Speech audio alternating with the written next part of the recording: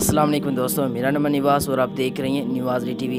آج کی ویڈیو میں آپ کو نماز کسوف کا طریقہ اور نیت بتاؤں گا۔ اگر آپ نے ہمارے چینل نواز ٹی وی کو سبسکرائب نہیں کیا تو یار پلیز سبسکرائب کر کے ساتھ میں جو بیل آئیکن ہے اس کو پریس کرنا مت بھولیے گا۔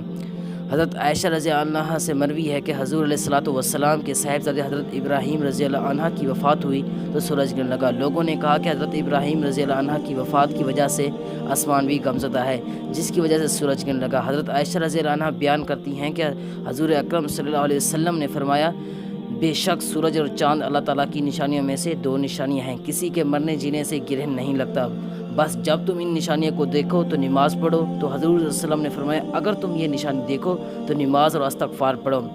اب ہم آپ کو نماز کسوف کا طریقہ بتاتے ہیں۔ اگر سورج گرہن ہو تو 2 رکعت پڑھیں جن میں سے بہت لمبی قرات ہو، رکوع سجود بھی لمبے ہوں، 2 رکعت پڑھو، قبلہ رخ بیٹھے رہیں اور اللہ تعالیٰ سے دعا کرتے رہیں۔ تو اب بات کرتے ہیں سورج گرہن کے نماز کی نیت کی۔ نیت کرتا ہوں 2 رکعت نماز کسوف شمس کے واسطے، اللہ تعالیٰ کے رخ میرا قبلہ کی طرف، اللہ اکبر۔ میں آپ کو ملوں گا اگلی ویڈیو میں۔ اگر آپ نے ہمارے چینل نواز ٹی وی کو سبسکرائب نہیں کیا پلیز سبسکرائب کے ساتھ مجھے بیل آئیکن ہے اس کو پریس کرنا مت بھولیں۔